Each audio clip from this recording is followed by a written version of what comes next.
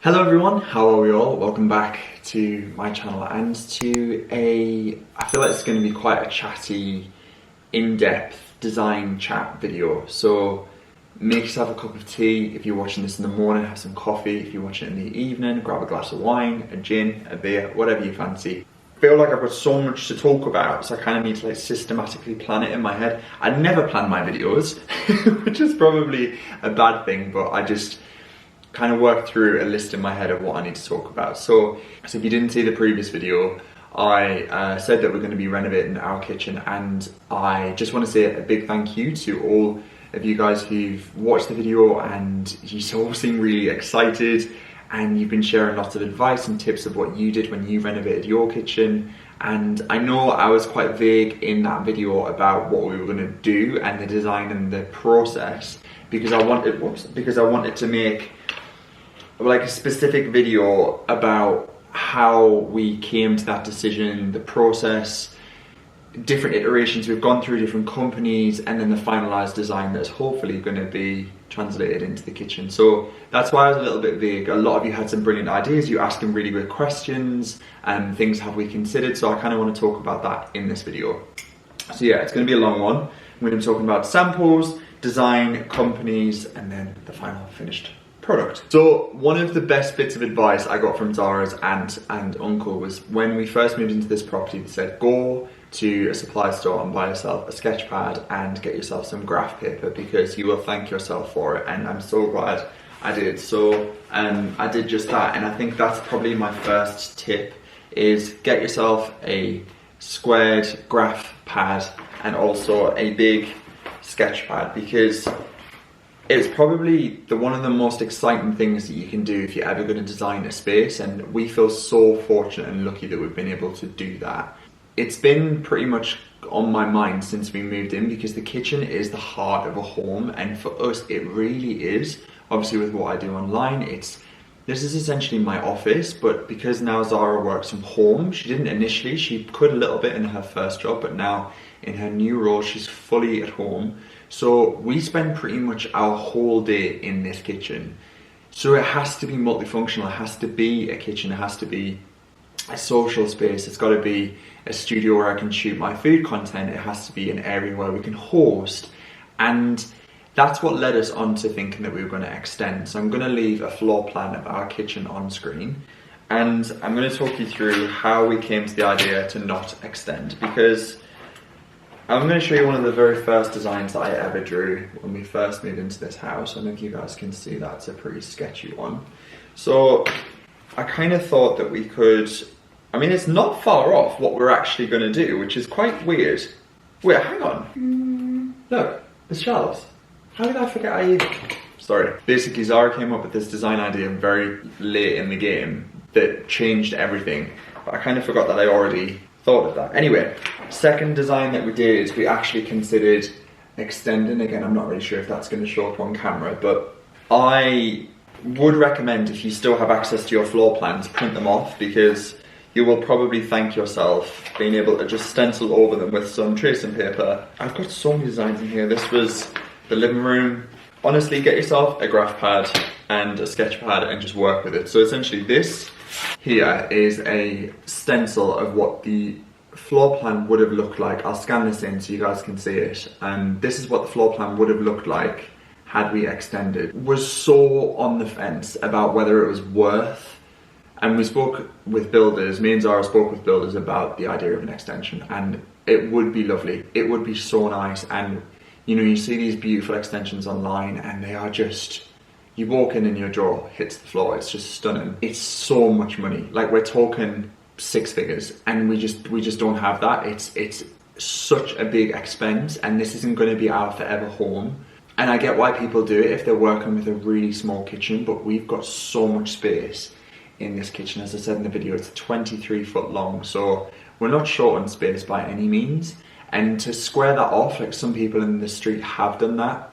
Next door neighbours have added like a conservatory, but we just didn't really feel like the money that we'd spend would get that back in a return, and also just the inconvenience of having to live through extra building work. So that's why we decided to keep with the original floor plan.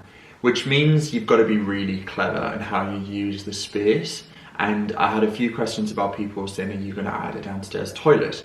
Again, we would have loved to. Had we extended, we definitely would have.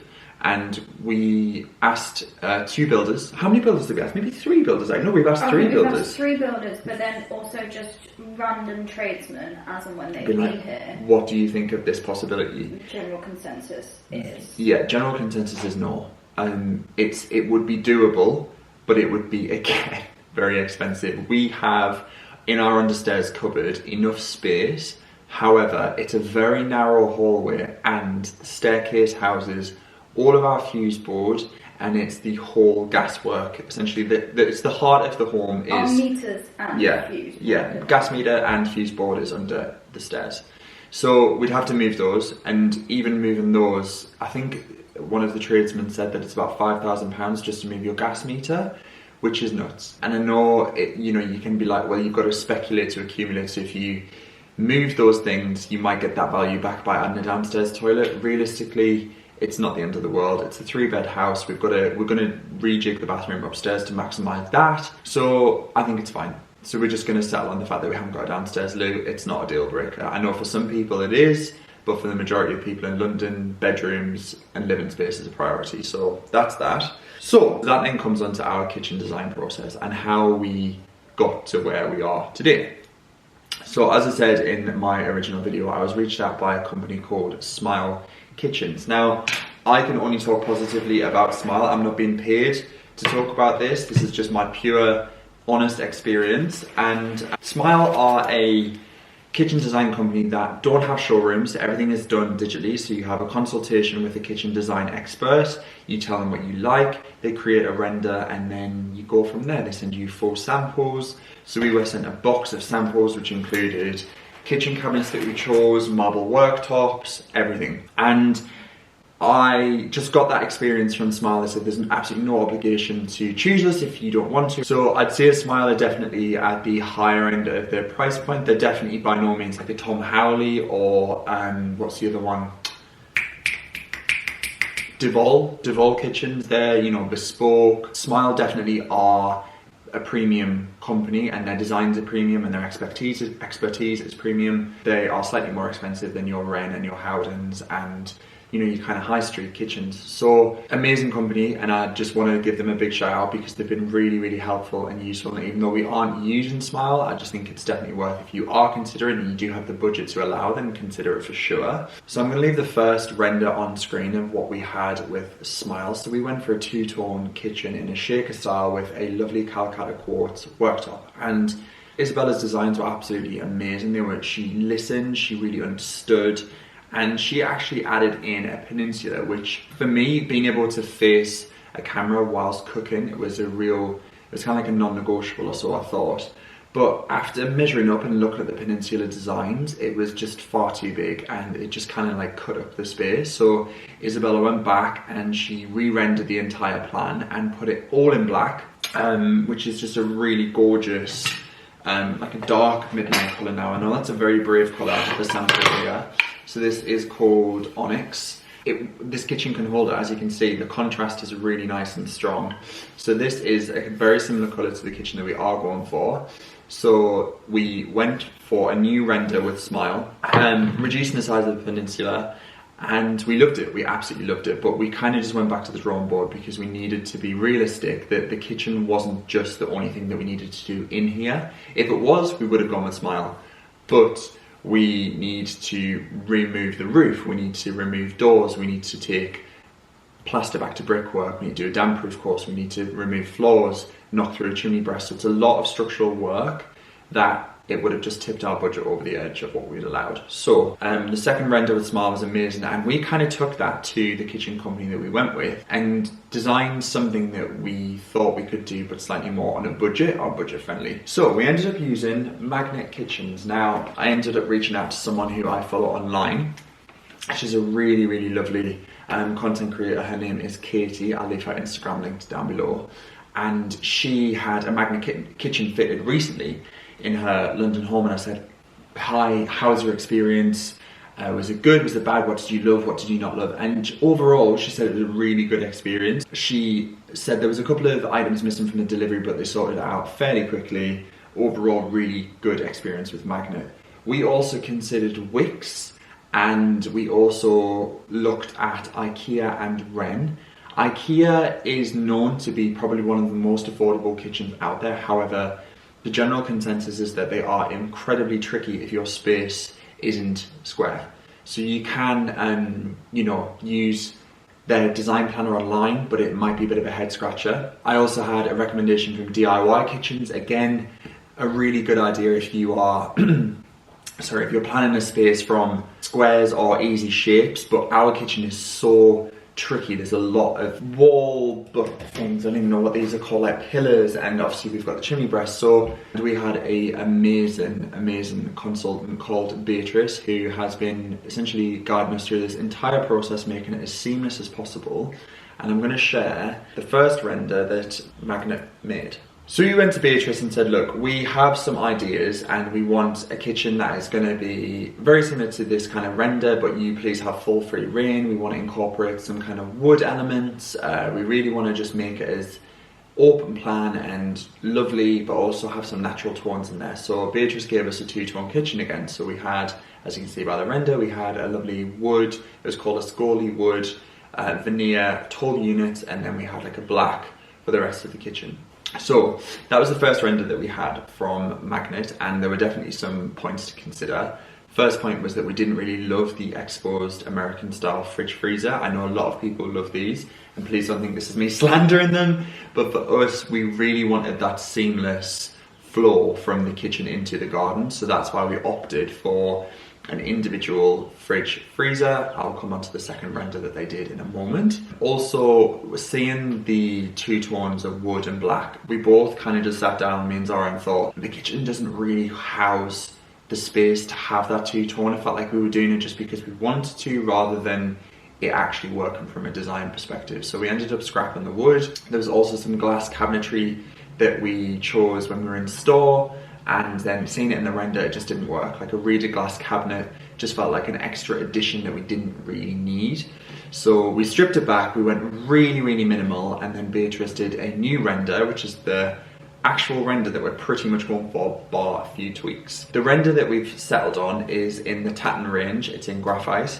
So again, a very dark kitchen, but we're contrasting that with beautiful light walls. So as you guys know, I absolutely love coat paint, and I have the whole sample book here of every single colour coat do. And we thought for continuity, we'd stick with the colour that we used in the living room and library. So this is coat Pablo, and what we're going to do is contrast the dark of the cabinetry with Pablo. So we're going to drench the entire room, ceiling and all, in Pablo. So it's going to have that really lovely cocoon, off-white warm, which will then contrast beautifully with the dark of the cabinets. Then we talked about worktops. Now, I'm going to reference a book. I spoke about a book in the first video. This book is by Kate Watson-Smith, I think it is, or Kate Watson-Smythe. I'm not quite sure how you pronounce her surname, but I've followed her online for years. Her account is mad about the house. She has moved so many times over the years and is a prolific renovator, but she renovates with a difference. She's budget conscious. She is so experienced in the world of design, and Zara bought me this book. So this is Mad About the House. Planner, your story. Sorry, your home, your story. In this book, there is everything you need. Oh look, I've literally just opened it on the kitchen page. Everything you need to design any room in your home. There's everything from lines in here, so you can fill out some ideas of things that you want. Pre-loved appliances, how to make your kitchen look expensive. And this is probably one of the most, I'd say, like, influential chapters in this book, because we realised quite quickly on the kitchens are really expensive and they can drastically change in spec. So we wanted to spend money on the touch points, which is what Kate says in this book. So spend money on things that you touch. So handles and worktops. And that's how you really elevate what is pretty much a bog standard kitchen into something quite special. So we knew that we were settling with the Tatton graphite, which is a really lovely kind of like shaker style, but a bit of a modern shaker style, so it's not quite country, it's a bit more of a modern edge. We knew then that we wanted to go for a beautiful quartz worktop, similar to the sample here. So this is a quartz Calcutta gold worktop. We're going to go for something very similar. We actually have the worktop specialist coming this week with samples, and he's going to do a full stencil when the kitchen's fitted. But we want to go for something that's really nice, clean, crisp and bright, but that has a slight marbling through it. Something a bit more warm, nothing too crazy, but that lovely warm vein just will add a nice warmth.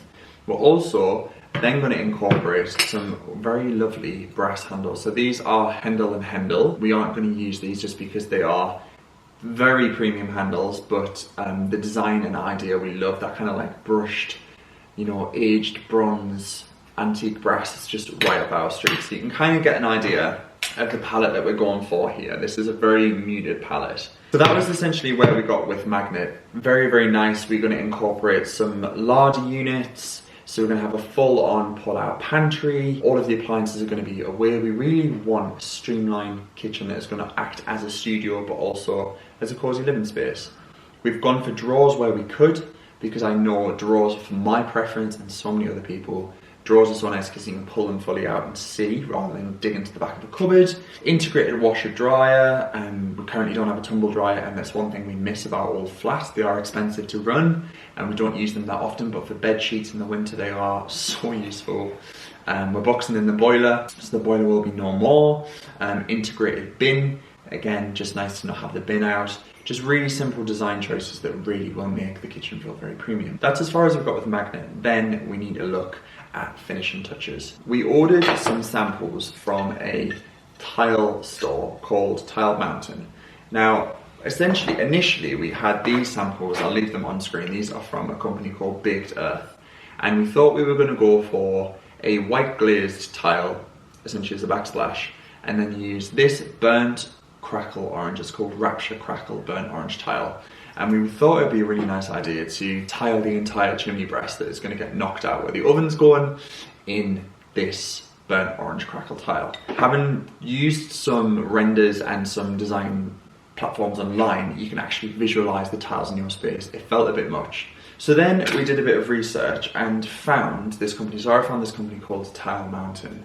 Now these are Luma Burnt Orange Gloss Decor Ceramic Wall Tiles. They're 50p per tile in this like lovely subway. It's a full-size tile. And then Zara had a bit of a look online and saw that it's one of the kitchens that's been saved on our Pinterest board by Matilda Gord, who is an incredible interior designer.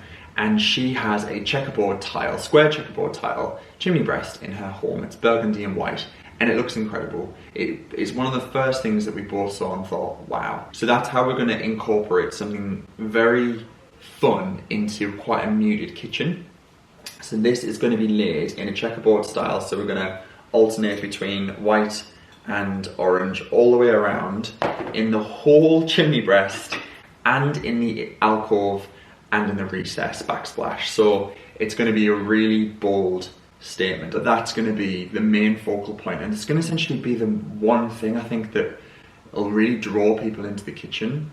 Obviously incorporating that with the glass that's going to go at the back of the kitchen with the lovely krill doors. We're going to add some more glass obviously with the window, so we're getting light in, so I feel like we can definitely have a bit of fun with the space. Sorry, my SD card just filled up. So yeah, as I was saying, so we've got, you know, a bit of fun going on here, but then a very muted and monochrome palette here, so it's kind of all coming together. Now, one of the main and pretty much one of the first things that we decided in the kitchen, regardless of who we were going to go with and what the kitchen was going to look like, is that we wanted wood floor. It's just more practical. I know in a kitchen a lot of you will think, oh my goodness, wood floor, wood, water, it's going to warp, it's going to... No. When we went for this flooring, we went for the best that we could afford. So this is a luxury laminate flooring, and it's the same as what we have upstairs. So this is from a company called UK Flooring Direct, and it's a really lovely grained wood. And I think, again, it just all works together. So you've got the lovely contrast of the black, and then you've also got the white of the walls with the brass handles and the countertops. So you can see it's all kind of starting to come together now. This is the vision. It also helps with the continuation flow of the home, because having this wood floor upstairs and the same downstairs, it just helps everything kind of cohere. And then we are obviously going to be changing the floor in the hallway to a tile, just as like a nice Victorian tile, but that's not going to be for many, many months. This kitchen is pretty much chewing up all of the budget. So floor is pretty much a dead set. We've got that arriving next week, which is kind of crazy. Then it's kind of just looking at finishing touches, so things that we want to add into the space to add our personality. And as you know, we love our antiques and trinkets and charity shop finds. And I didn't want the kitchen to look like a show kitchen. I wanted it to look lived in, but also wanted to be quite minimal too, not too cluttered. So we had the idea to create some open shelving for a coffee bar and some open shelving for above the long run of units. So as you can see in the render, we've got a gap between the end tall unit of the boiler and the window.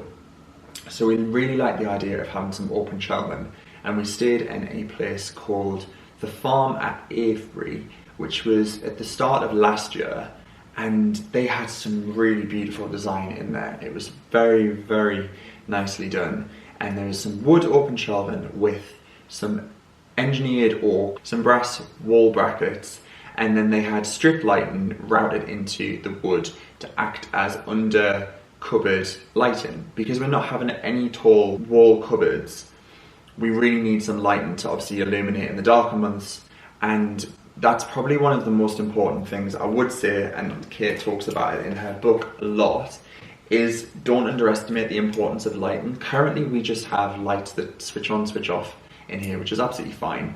But what we've done, we did it in the old flat and we did it here, is have some really small little old Thomas Edison filament bulbs, and we dotted them around the kitchen just to add some more warmth. You don't need the stark kitchen lights on. We also add a lamp in, so it's things to add warmth but also not feel like you're just having strip lights in the football pitch. The idea is that we're going to have some open shelving with integrated strip lighting, and then we're also going to do some wall lights to add another depth. So we do have some wall lights currently. So this is the light. So Zara found these. Essentially one woman was selling 3 of them because didn't one smash? I think one smashed, didn't it? Yeah. Yeah. And So- they didn't need, no, they bought too many for their reno. Right. So these are the brass wall lights. These are going to go in the dining space. And then there's a really lovely, I might as well take it out and show you guys, orb glass. So this is going to be in, like I said, in the dining room. And they're going to sit on the wall like that, which I think will look absolutely stunning. So we've got 3 of those. I think we're probably only going to end up using 2. Then we need to find some wall lights to go above the shelving in the kitchen, and I think I might have sourced those already. I'm very much enjoying, we're not dead set, but I think I'm very much enjoying the continuation of brass just because it's easy to clean. Obviously if you've got glass or fabric, it can get dusty. Fabric obviously with grease, so we need to keep practicality in mind as well as design. We've also ordered some outdoor wall lights. These were from Danone. It's really good to check Marketplace. If you can. We didn't see any that were on there. These are actually silver. I accidentally ordered silver. One thing I'm learning is that you're going to place a lot of orders for a kitchen rental and probably not going to get it right first time, and that's fine. So we have a Google document that me and Zara have access to, and everything on there is the item that we've ordered, the link, the delivery time, the cost, and then whether it's arrived, and we can then keep a track of everything. So these are some really nice exterior wall lights, but we're going to return these for brass. So these are going to go either side of the French doors when they're installed. I think I've pretty much gone through everything. I did have a couple of questions as well about whether we'd be talking about finances and cost, and coming at it from a finance perspective. Magnet are probably one of the most affordable high street kitchens out there, and they offer great finance. You can do 0% pay now over the months, 4 or 5 years, however long you want to spread it over. Same for Wren and for what's the other one? IKEA kitchens do really great, and Wix do really great finance options. One thing, and Zara's just mentioned this, a very valid point, is that when you are obviously paying for a kitchen, you need to contemplate the labour of the kitchen fitter, but then also if you're having any works done, whether or not you're going to also have to pay for those as well. And that's probably the most eye-opening thing for us, is when we've had the quotes come back from builders. Get as many quotes as you can, do your research, ask your neighbours, ask your friends if they've got any people who they can recommend. We were recommended this builder from someone who we've used previously for our electrics. So he's a really great guy, really great builder. He came around super professional. His quote was really on point, and it was itemized, so we could have fixed and changed what we wanted. He just gave us the whole spectrum of how much the work was going to cost, and we knew it was going to cost a lot.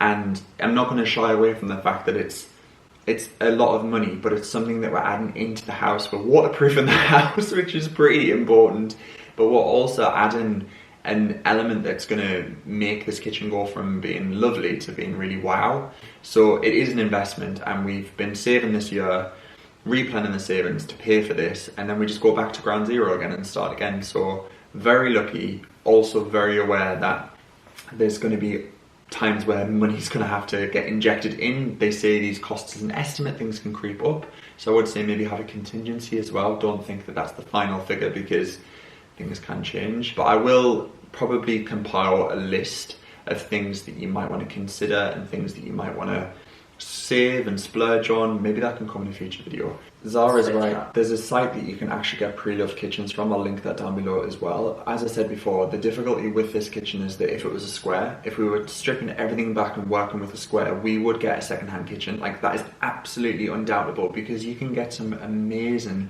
really premium, high-quality kitchens for a fraction of the cost if you were buying them new. It's just because this space is like, it took the designer 5 revisions to get our design essentially to fit, because there's so much to contend with. As I said, we've got bulkheads from the stairs that protrude, we've got exposed pipes, we've got chimney breasts. It's quite a tricky space to get right, otherwise we'd have done that in a heartbeat. So yeah, definitely shop around, consider your options. But other than that, I think I pretty much talked through everything. If you've got any more questions, please leave them down below. As I said, we're going to be pretty much kicking off the work. Today is Monday the 26th of August. This time tomorrow we'll be in full kitchen rip out mode, and I'm kind of nervous. Who knows how it's going to go? I feel like it's going to go positively. Who knows? But anyway, I really hope you guys have enjoyed this video. Let me know if you have, and if you're planning a kitchen reno, how it's going for you, or if you're in mid-renovation, how it's going for you. I'll be checking in with you very regularly, so expect lots more videos coming. But thank you so much for watching. It's always a pleasure to check in with you, and I'll catch you all very soon for more kitchen videos. Bye for now.